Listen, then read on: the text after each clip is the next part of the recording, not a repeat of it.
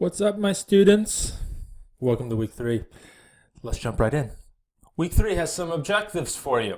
Explain the regulative principle and identify and list various biblical aspects or elements of worship. You'll see those things in your reading of Frame, chapters 4 and 5. 27 pages you'll have to read for that, as well as Bible reading. Not a whole lot of verses here that you have to dwell on. Is it? No, it's not. So you're welcome. And you're going to have assignment 1, which is your worship observation numero uno. That's 1 in Spanish. And then you will have 2 discussions for week 3, but very basic. So not a whole lot of complication here. But let me run through them briefly. First up, your observation number 1. You click it to turn it in, but to find it, you'll simply need to go to the Lesson 3 resource folder and click on it. When you click on it, you'll open up this friendly little document called Worship Observation Form number 1, and you will need to observe a worship service. This first one most likely will be your home church or whatever church you go to this coming weekend. But probably your own church. Then complete and submit this form. This will be due week 3. So we're in week 3. So at the end of this week is when this is due. If this has caught you by surprise and you will not be going to church this weekend, or you can't at least remember the last worship service. So perhaps you went to church last weekend, but you can think through all these things from your church's experience. You can fill it out that way, okay?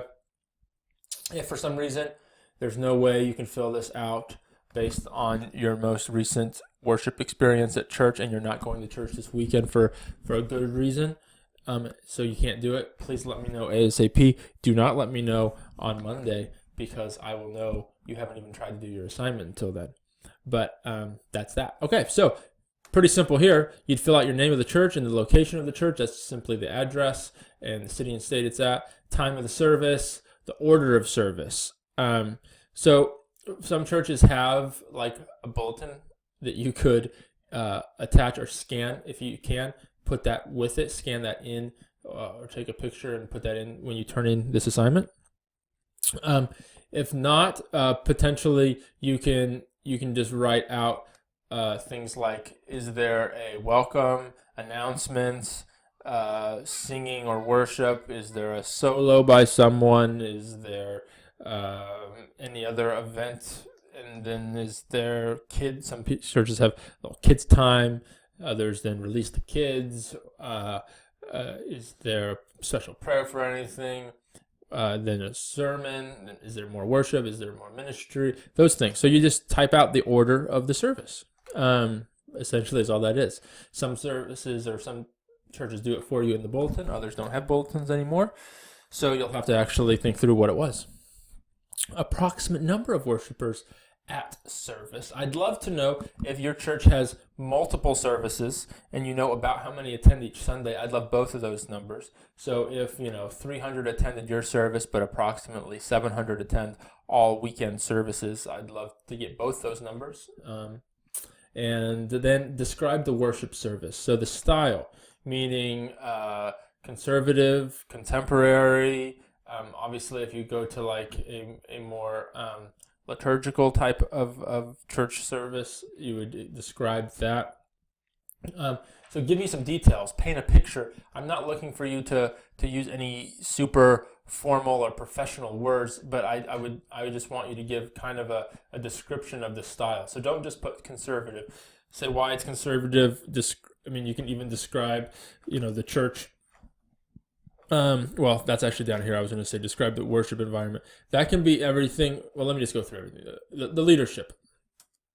Some of you are going to be able, if you're observing your own worship service, you'll know the dynamic of the leadership, and it may not look the same every week, but you know what the leadership is. So a visitor might not pick it up as well as you do. But I would like you to describe both the leadership of the church, but how you observed the worship service being led? Meaning, was it led primarily, by others, or so some churches you'll have, just people know when to get up and to do their thing. So someone doing announcements, someone doing prayer, someone doing a Bible reading, someone doing the songs and worship, someone doing the message, someone closing the service, but some churches, the church in Chicago that I was a part of, we had one of the elders always lead the service regardless of who was preaching. So the person preaching wasn't preoccupied with leading the service. That person was just giving the message. So, but we would rotate which elder would provide the leadership of the service, which would include the ministry time, but also the announcements and kind of introducing anyone making other announcements, things of that nature, and welcoming people and so forth. So describe how the worship service leadership is given. Describe the music. Who gives it? What kind of worship band is it? What kind of music? How often? How many songs? How long do they play? All those things. Other kind of creative arts, were there people painting? Were there flag wavers? Was there a dance team? Was there a soloist of some kind? Any other creative arts in the service? Worship environment. You can describe the decor and the way the room and the building looks, but then also you can describe, was the lights dimmed down for the experience? What's the environment? You can go into more like the modern or conservative or traditional methods. Just describe everything that's happening. Are there candles lit? Is there a lot of brass and things that have been there since you were 5 or generations? Or is it like all brand new? Were you meeting in a church or a house or something? All these things. Any other details you can describe about the worship service, put here. So I would like you to give way more detail than you've ever even thought about. Most of these things just come naturally. You don't question or observe, make specific observations. I want you to give specific observations. And then what actions in the service do you think have a biblical basis, which did not? Meaning, if there was communion, there's biblical basis for that. If there was a solo, can you tie that to a biblical basis? Our announcements. I'm not saying you necessarily have to get through the entire order of service and say which things are biblical and which aren't. But I want you to specifically point out everything that happened in the service that you think have a biblical basis, whether it's the teaching, exhortation, prayer, ministry to the people, communion, anything that has a biblical basis. And then we do want you to say which did not, meaning that doesn't mean that they're wrong, but do we have a biblical basis of why we do announcements? Not really, but it's a pretty common thing when you gather to make people aware of what's happening in the family. So things of that nature as well. And give some context. So this document expands, so feel free to take as much space as you need to give all these details. And then what was there in the service that gave the worshiper the opportunity to focus on the character and works of God? Meaning, you can go into worship service and everything, even the songs, are about you. Even if it's about the lost, that's not necessarily God. I want to specifically make you think through what in the worship service focused on God, who He is, what He's like, the character and works of God Himself. Focused on God, and not other things, not the fallenness of the world, not your own sin and depravity. Those things are fine and good and should be covered in worship services at times. But what was there specifically that had to do with the focus on the character and works of God? And was there in the service that gave the worshiper, that was misworded, sorry, it gives the worshiper the opportunity to focus specifically on the redemptive work of Christ? So in what levels, not just that Jesus' name was in a song, but specifically what elements in the service touched on. It could be, maybe it didn't come up in a worship song specifically about the redemptive work of Christ, or necessarily a message about the redemptive work of Christ, but then the pastor, whoever was leading it, may have tied it in somehow. So you want to specifically say any ways that the redemptive work was Christ was tied in, whether it was through the ministry time or a song or a word or a picture or a video or stained glass window, anything. Was there anything in the service that gave the worshiper the opportunity to recognize the work of the Holy Spirit and worship Him? This is one that I really want you to think through, because my personal observation is in many churches. Now, I understand that some churches you may have been to, that you may think or may have observed that they only talk about the Holy Spirit, and it may get weird or whatever. But the point is that many